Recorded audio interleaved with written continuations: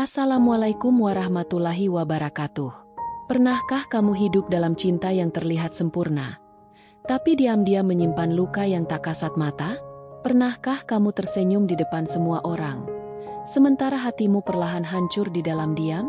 Inilah kisah Putri, seorang wanita yang memiliki segalanya, kecantikan, kemewahan, dan suami tampan yang dikagumi banyak orang. Tapi di balik semua itu, ada rahasia yang perlahan merobek keyakinannya. Malam demi malam, ia menunggu seseorang yang tak lagi menemuinya. Dan ketika kebenaran akhirnya datang, segalanya berubah selamanya. Penasaran dengan cerita lengkapnya? Jangan lupa like, komen, share dan subscribe channel Rahasia Ranjang untuk melanjutkan menyaksikan cerita ini. Di tengah langit Jakarta yang berwarna jingga keemasan, matahari mulai tenggelam di balik gedung-gedung tinggi. Dari balkon apartemen mewah di lantai 30, seorang wanita berdiri dengan gaun putih sederhana namun elegan. Namanya Putri, sosok yang selalu tampak tenang, lembut, dan memesona di mata siapapun yang melihatnya. Setiap helai rambutnya tertiup angin sore, menyiratkan keanggunan seorang wanita yang hidup dalam kemewahan. Dari kejauhan, kota tampak berkilau, seakan seluruh dunia sedang menyambut kebahagiaannya. Namun di balik sorot matanya yang teduh, tersimpan sesuatu yang sulit dijelaskan, rasa hampa yang perlahan tumbuh tanpa ia sadari. Seringkali ia tersenyum di depan cermin, mencoba meyakinkan diri bahwa hidupnya sempurna. Tapi di hatinya, ada ruang kosong yang makin sulit diisi, bahkan oleh tawa dan kemewahan yang mengelilinginya setiap hari. Malam itu, seperti biasa, Putri menyiapkan makan malam di ruang makan besar dengan pemandangan kota yang memukau. Piring-piring porselen tersusun rapi, lilin aromaterapi menyala lembut, dan musik klasik mengalun pelan dari speaker tersembunyi di langit-langit ruangan. Ia menatap kursi di seberang meja, kursi yang seharusnya diduduki oleh suaminya, Alvin. Sudah 2 jam berlalu sejak janji Alvin untuk pulang makan malam bersama. Telepon yang ia kirim hanya dibalas singkat. "Maaf, sayang, rapatnya belum selesai." Kalimat itu terdengar biasa, tapi bagi Putri, itu sudah menjadi irama yang ia hafal. Ia menunggu, seperti malam-malam sebelumnya, dengan sabar yang mulai terasa seperti hukuman. Di matanya yang berkaca-kaca, terselip pertanyaan yang belum pernah terucap. Masihkah aku menjadi bagian dari hidupnya? Kehidupan mereka memang tampak sempurna dari luar. Alvin, pengusaha muda dan tampan, dikenal sebagai sosok karismatik yang selalu tampil percaya diri di depan publik. Ia memiliki segalanya, kekuasaan, harta, dan daya tarik yang membuat banyak orang kagum. Di setiap acara bisnis atau pesta sosial, pasangan itu selalu menjadi pusat perhatian. Putri selalu tampil mendampingi, tersenyum lembut di sisi suaminya, seolah menjadi simbol cinta yang tak tergoyahkan. Namun setiap kali lampu sorot padam, dan keramaian berakhir, Putri kembali pada kesunyian yang menelannya perlahan. Kadang ia duduk di depan jendela besar, menatap bayangan dirinya di kaca. Ia bertanya dalam hati, apakah cinta mereka masih seindah dulu, atau hanya tinggal cerita yang dipertontonkan pada dunia. Suatu malam, saat hujan turun deras membasahi kaca apartemen, Putri mencoba menghubungi Alvin untuk yang kesekian kalinya. Suaranya lembut, tapi penuh harap. "Vin, kamu pulang jam berapa? Aku sudah menyiapkan makanan kesukaanmu." Hening, tak ada jawaban. Ia menunggu beberapa detik, lalu menit, hingga akhirnya ponselnya bergetar dengan pesan singkat. "Maaf, aku lembur lagi. Jangan tunggu." Kalimat itu membuat hatinya tenggelam dalam sepi yang tak bertepi.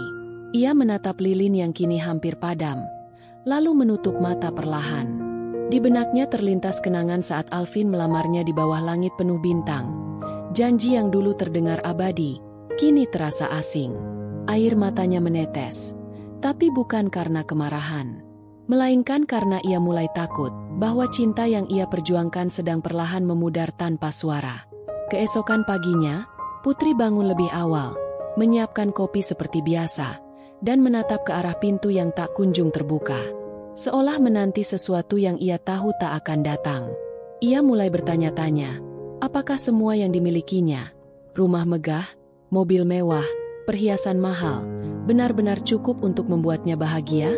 Dalam diam, Putri merasakan kehampaan yang menekan dadanya. Ia berjalan ke balkon, menghirup udara pagi yang dingin, lalu tersenyum getir. Dari bawah, suara klakson dan hiruk-pikuk kota terdengar ramai, tapi di dalam dirinya, hanya ada sunyi yang menggema. Ia menyandarkan tubuh pada pagar balkon, berbisik pelan. Kalau cinta ini hanyalah ilusi, semoga aku cukup kuat untuk menghadapi kenyataannya. Dan di balik senyum yang ia paksakan, dunia Putri perlahan mulai retak, dimulai dari hatinya sendiri. Hari-hari berikutnya berlalu dengan ritme yang sama. Pagi datang dengan cahaya matahari yang menembus jendela besar apartemen. Tapi kehangatan itu tak lagi terasa. Putri menjalani rutinitasnya dengan tenang, membuat kopi, merapikan meja, dan membuka gorden yang selalu menyingkap pemandangan indah Jakarta. Namun di balik semua itu, ia merasa seperti aktor dalam panggung hidupnya sendiri. Senyum yang ia berikan pada dunia hanyalah topeng untuk menutupi sepi yang semakin dalam. Kadang ia berbicara pada dirinya sendiri di depan cermin, seolah mencoba meyakinkan bahwa semua ini masih baik-baik saja. Tapi saat malam datang, dan apartemen itu kembali sunyi, suara pikirannya sendiri terasa terlalu keras untuk diabaikan. Ia mulai bertanya-tanya, apakah cinta bisa bertahan tanpa kehadiran? Suatu sore, Putri menerima undangan gala dinner dari perusahaan suaminya. Sebuah acara besar, dihadiri pejabat dan para pengusaha ternama. Ia memutuskan untuk datang, berharap bisa bertemu Alvin setelah sekian lama tak melihat wajahnya. Dengan gaun biru tua dan rambut yang disanggul anggun, Putri tampak seperti perhiasan paling indah di ruangan itu. Saat ia melangkah masuk, sorotan kamera dan pujian dari para tamu membuatnya seolah bersinar. Namun di tengah keramaian itu, matanya sibuk mencari seseorang, Alvin. Ia memandang ke segala arah, namun yang ia temukan hanyalah punggungnya, jauh di sudut ruangan, sedang tertawa bersama seorang wanita muda yang belum pernah ia lihat sebelumnya. Waktu seakan berhenti. Suara musik dan tawa tamu lain memudar. Hanya ada satu hal yang terdengar di telinganya. Detak jantungnya sendiri, cepat dan berat. Putri mencoba bersikap tenang. Ia mendekat perlahan, menahan napas agar tak menunjukkan rasa gelisah yang membakar dadanya. Alvin menyadari kehadirannya, lalu tersenyum canggung. "Sayang, ini klien baru perusahaan kita," katanya singkat, mencoba menutupi ketegangan dengan senyum profesional. Wanita di sampingnya pun tersenyum sopan, namun sorot matanya terasa tajam dan penuh percaya diri.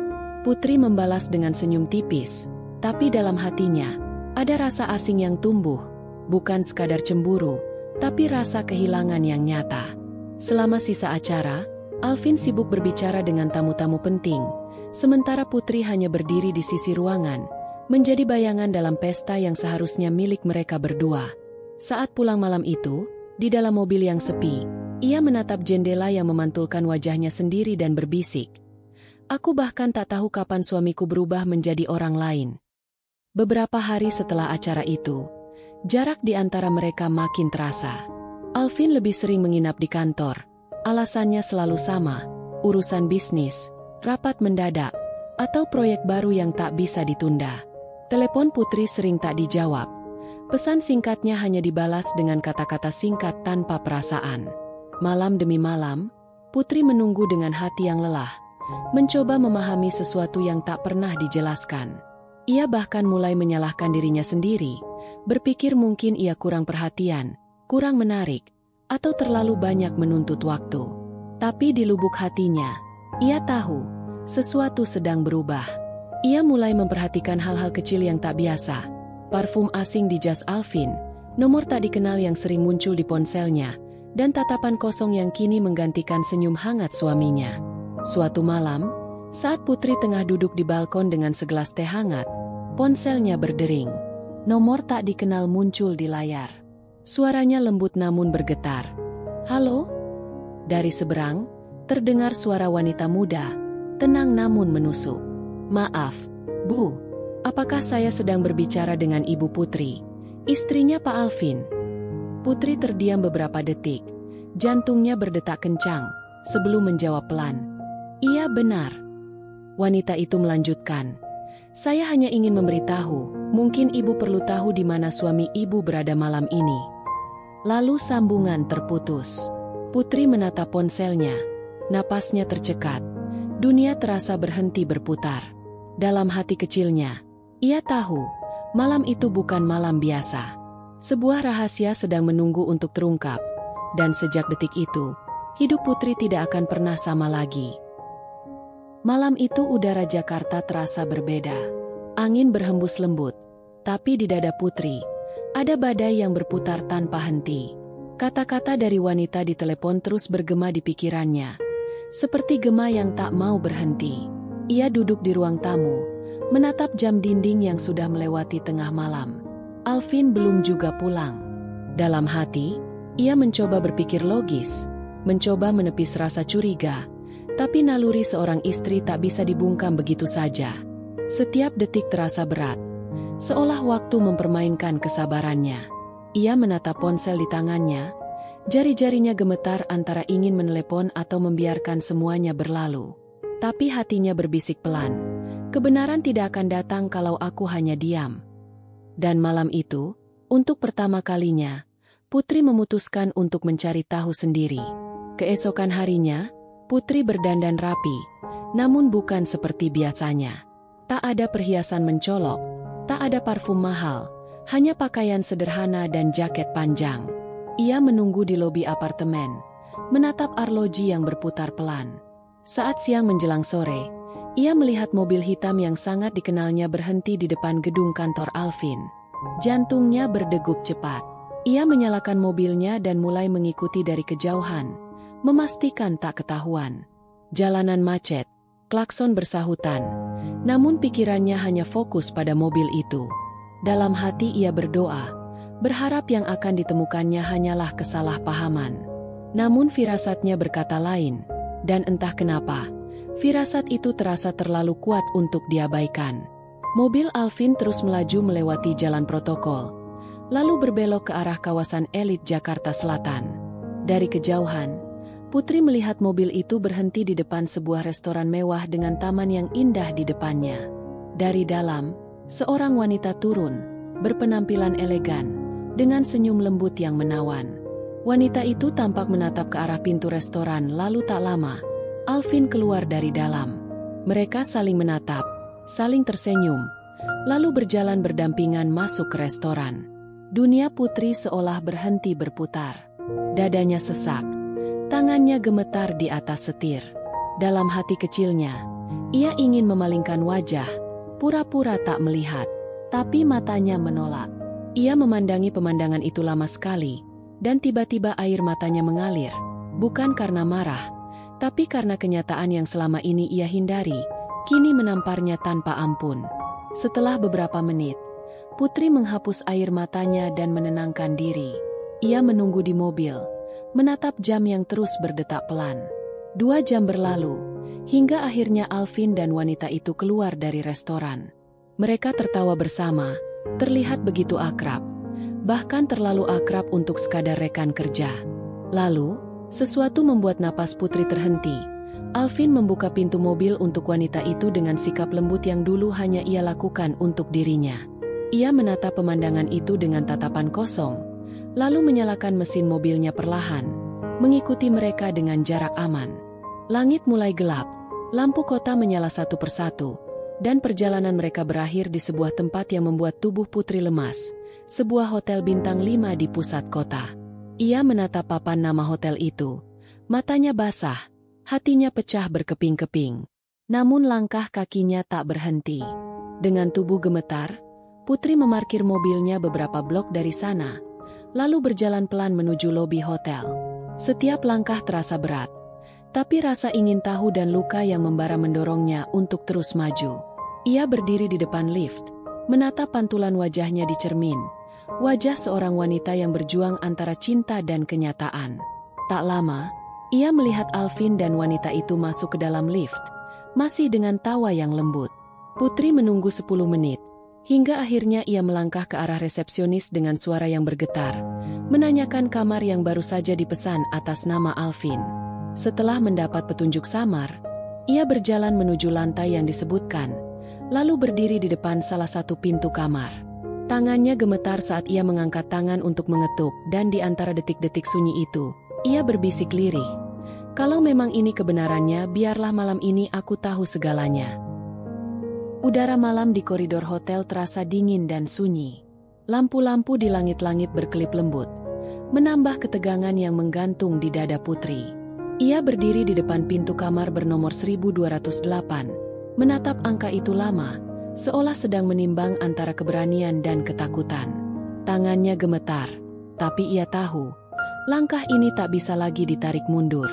Nafasnya pendek, dadanya sesak, namun matanya menatap lurus. Tak ada lagi ruang untuk keraguan. Dalam pikirannya, bayangan Alvin terus muncul. Senyum yang dulu menenangkan, janji yang pernah terdengar abadi.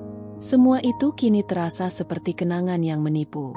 Dengan perlahan, ia mengangkat tangannya, mengetuk pintu 3 kali. Suara ketukannya menggema di lorong, membuat seluruh tubuhnya bergetar. Beberapa detik kemudian, suara langkah kaki terdengar dari dalam kamar. Pintu terbuka perlahan dan di sanalah, dunia Putri seakan berhenti berputar. Di ambang pintu, berdiri Alvin. Wajahnya terkejut, mata melebar, tubuhnya hanya berbalut handuk putih. Di belakangnya, terlihat sosok wanita muda yang juga terburu-buru menutupi dirinya dengan selimut. Sini, hanya ada suara detak jam dinding dan napas Putri yang tercekat. Alvin, suaranya bergetar, setengah tak percaya. Alvin tak menjawab, hanya menatapnya dengan tatapan bersalah yang sulit dijelaskan. Jadi, ini yang kamu sebut rapat malam? Ucap Putri lirih, dengan suara yang nyaris pecah. Air matanya mulai mengalir, tapi matanya tetap menatap lurus, tajam, namun hancur di dalam. Alvin berusaha berbicara. Putri, ini tidak seperti yang kamu pikir. Kalimat itu membuat Putri menatapnya lebih dalam, lalu tertawa pahit. Tidak seperti yang aku pikir? Kamu pikir aku buta, Vin? Suaranya naik, tapi bukan marah. Lebih seperti jeritan hati yang terlalu lama menahan luka. Alvin berusaha mendekat, tapi Putri mundur 1 langkah. Berhenti di situ, katanya tegas, dengan air mata yang terus jatuh tanpa bisa ditahan. Wanita yang bersamanya menunduk, tak berani menatap.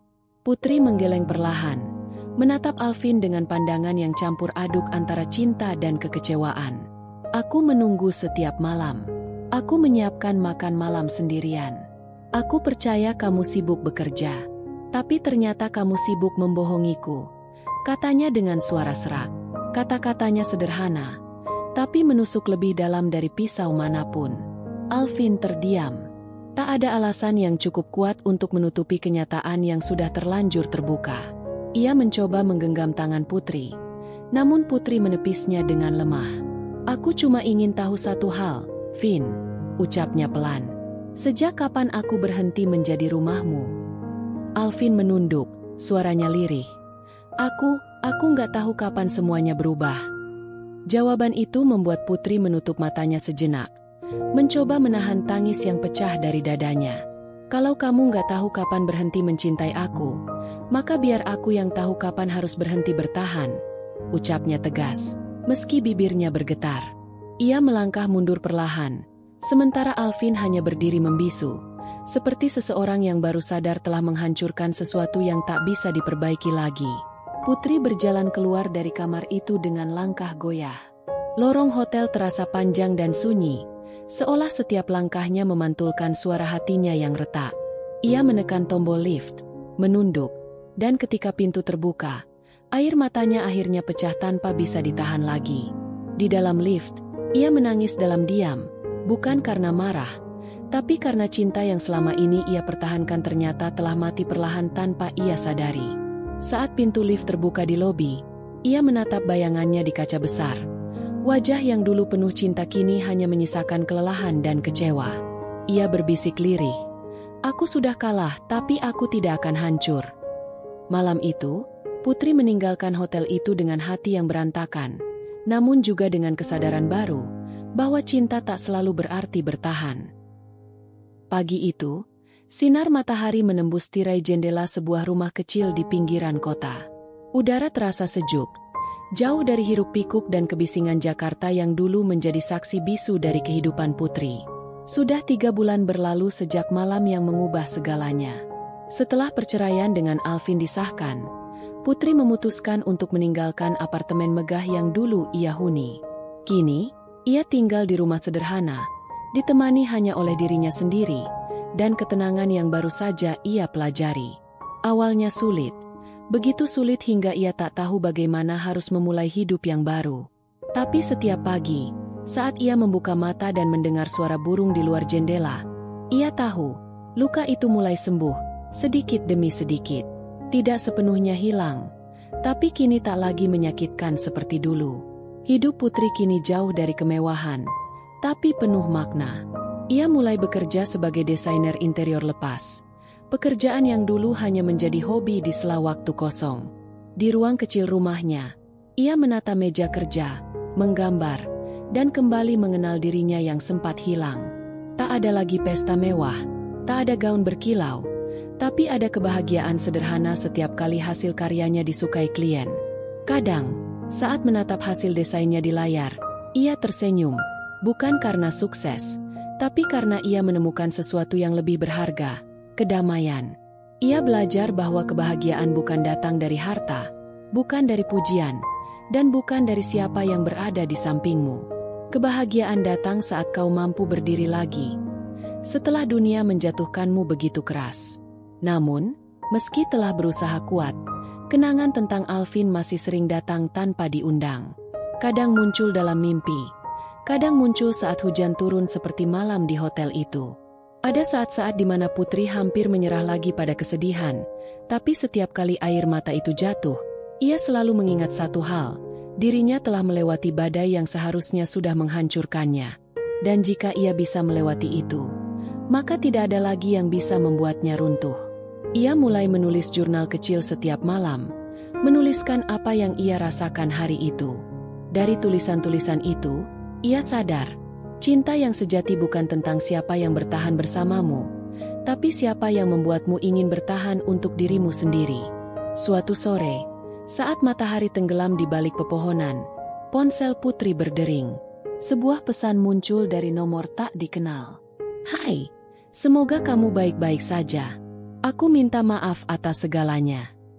Nama pengirimnya, Alvin. Putri menatap layar itu lama sekali. Hatinya bergetar. Tapi bukan karena rindu, melainkan karena akhirnya, ia bisa membaca pesan itu tanpa rasa sakit yang dulu menyesakkan dadanya. Ia mengetik balasan singkat, "Aku sudah memaafkan. Semoga kamu pun bahagia dengan pilihanmu." Lalu ia menutup ponsel dan menatap langit sore yang mulai berubah warna. Dalam diam, ia tahu bahwa hari itu bukan tentang perpisahan lagi, melainkan tentang kebebasan. Malam pun tiba, dan Putri duduk di balkon kecil rumahnya, menikmati teh hangat dengan senyum tenang di wajahnya. Ia menatap langit penuh bintang, mengingat semua yang telah ia lalui, cinta, pengkhianatan, air mata, dan kebangkitan. Hidupnya tak lagi sama, tapi untuk pertama kalinya setelah sekian lama, ia merasa utuh. Ia sadar bahwa setiap luka yang pernah ia tangisi kini menjadi bagian dari kekuatannya. Putri berbisik pelan, "Terima kasih, Tuhan, karena akhirnya aku bisa memilih diriku sendiri." Angin malam berhembus lembut, membawa rasa damai yang dulu tak pernah ia kenal. Dan di bawah langit yang luas, Putri tersenyum, bukan lagi sebagai wanita yang ditinggalkan, tapi sebagai wanita yang akhirnya menemukan arti cinta dalam dirinya sendiri.